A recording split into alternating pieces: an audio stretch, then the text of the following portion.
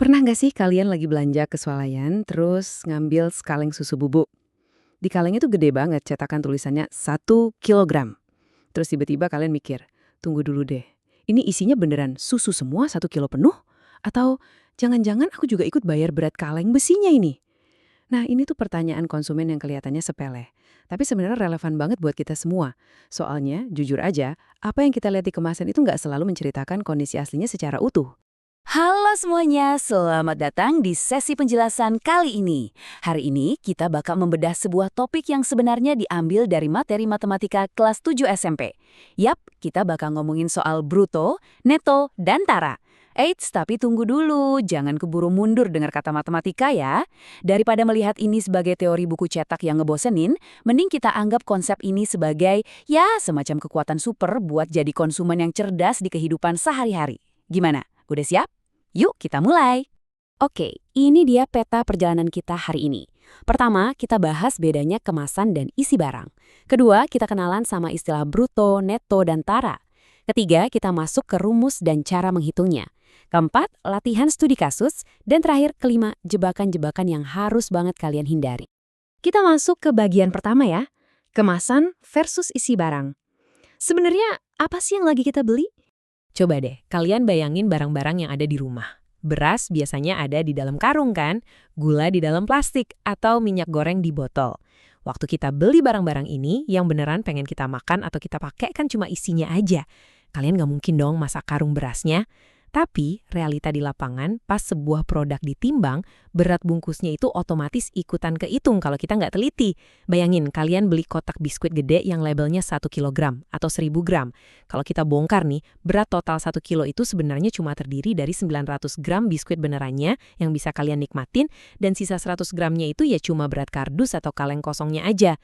Jadi selalu ada ekstra berat dari si kemasan buat ngelindungin barang itu selama perjalanan dari pabrik sampai ke meja makan kalian. Nah, sekarang kita masuk ke bagian kedua, mengenal istilah bruto, neto, dan tara. Setelah kita sepakat soal realitas si kotak biskuit tadi, sekarang waktunya kita kasih nama resmi buat mereka. Kita mulai dari toko utama yang pertama, yaitu bruto. Bruto ini biasa disebut juga sebagai berat kotor. Poin paling pentingnya gini, bruto itu berat keseluruhan, nggak ada pengecualian. Pokoknya semua hal fisik yang ada di depan mata kalian. Coba bayangin kalian lagi di gudang, terus kalian angkat satu karung beras utuh yang tebel, belum dibuka sama sekali, terus kalian taruh di atas timbangan. Kalau angka di layarnya nunjukin angka 51 kilogram, nah itu dia yang namanya bruto. Itu adalah gabungan antara beras murni di dalamnya plus karungnya. Semuanya dihitung bareng-bareng. Lanjut ke tokoh kedua kita, namanya neto. Kalian mungkin lebih kenal ini dengan sebutan berat bersih. Nah ini nih primadonanya. Neto itu cuma berat isinya aja, bener-bener murni isinya tanpa kemasan apa-apa. Ini bagian yang beneran kalian bayar mahal-mahal untuk dimakan atau dipakai. Kalau kita balik lagi ke karung beras 51 kilo tadi ya, misal setelah berasnya dikeluarin semua, ternyata berat karung kosongnya itu 1 kilogram. Berarti 50 kilogram beras murni di dalamnya, itulah yang secara eksklusif kita sebut sebagai neto. Ini dia nilai asli dari barang yang kalian bawa pulang. Terakhir, tokoh ketiga kita, pelengkap dari ketiganya nih, yaitu tara. Tara ini murni berat kemasannya, bungkusnya, atau wadah kosongnya aja.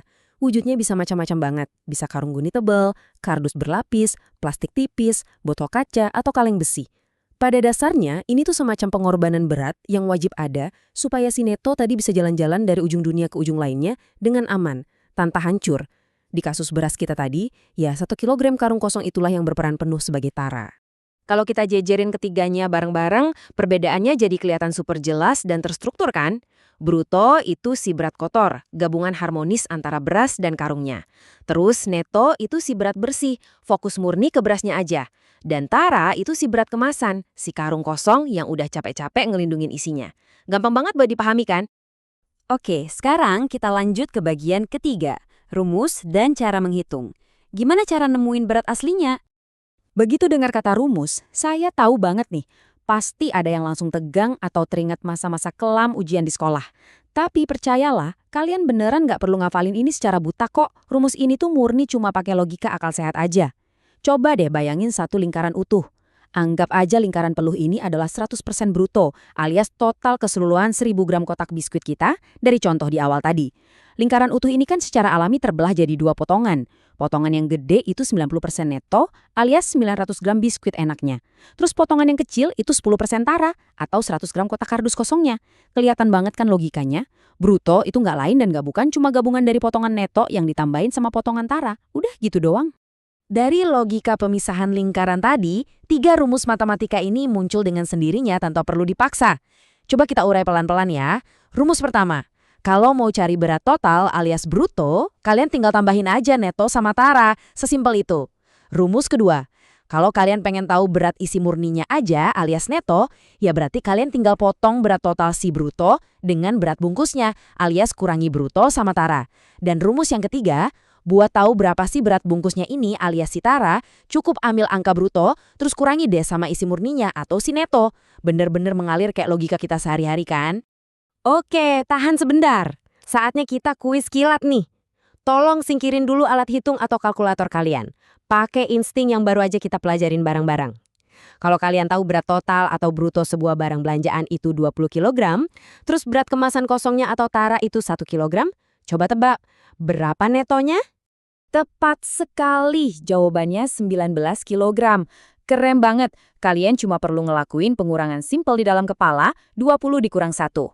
Kalau kalian bisa jawab ini di luar kepala, cuma dalam hitungan detik, selamat, kalian udah resmi menguasai konsep paling inti dari semua materi kita hari ini.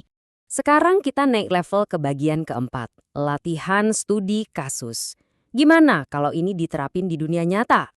Pastinya soal-soal di lembar ujian sekolah atau masalah di dunia logistik nyata itu nggak selamanya sesingkat kuis kilat tadi. Makanya, mari kita pakai kekuatan super logika kita buat ngadepin soal cerita yang kadang emang sengaja dibikin buat nguji ketelitian kita. Bayangin skenario ini.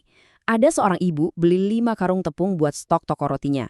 Di labelnya tertulis bruto tiap karung itu 26 kg dan berat karung kosongnya 1 kg. Berapa total tepung murni yang bisa dipakai si ibu? Wah, angkanya kelihatan numpuk. Jangan panik. Kita pecah ini jadi langkah yang logis banget. Langkah pertama, kita fokus ke 1 karung aja dulu. Bruto 26 kilo dikurang tara 1 kilo, berarti neto untuk 1 karungnya itu 25 kg. Langkah kedua, karena si ibu memborong 5 karung sekaligus, ya tinggal kita kaliin aja 25 kg tadi sama 5. Ketemu deh hasilnya, 125 kg tepung murni. Terstruktur, santai, dan gampang banget diselesaikan. Tapi tunggu dulu.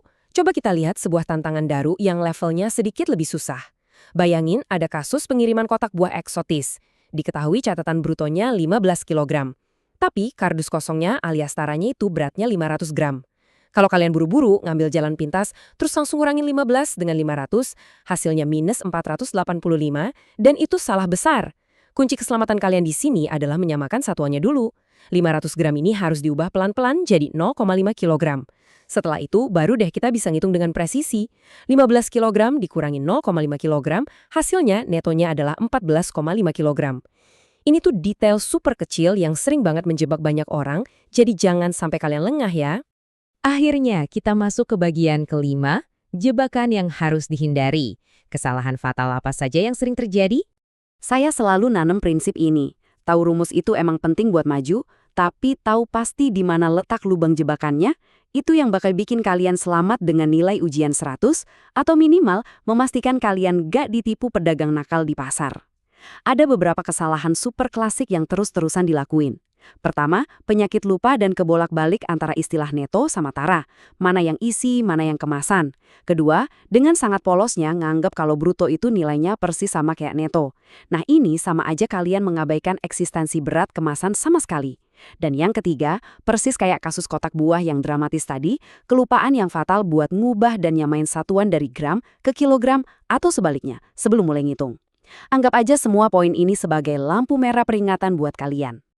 Buat mastiin materi berharga ini benar-benar terkunci permanen di ingatan kalian tanpa harus capek ngapalin rentetan rumus yang rumit, cukup simpan satu mantra pengingat yang simple ini. Ingat baik-baik ya, bruto itu sama dengan berat semuanya, neto itu sama dengan berat isinya, dan tara itu sama dengan berat bungkusnya. Sekali lagi, semuanya, isinya, bungkusnya. 3 kata kunci sakti ini dijamin bakal langsung menyelesaikan semua kebingungan definisi di kepala kalian.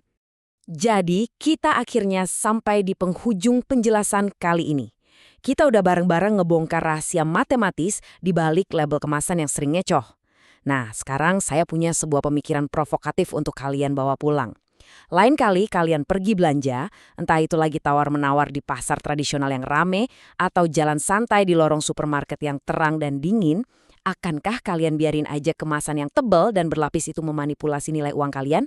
Ataukah kalian bakal berdiri tegap di sana, mengingat tajam konsep bruto, neto, dan tara ini, terus secara kritis mulai menghitung neto aslinya? Jadilah konsumen dan pembelajar yang cerdas. Terima kasih banyak udah ngikutin sesi kali ini, dan teruslah pakai kekuatan super kalian ini di dunia nyata. Sampai jumpa!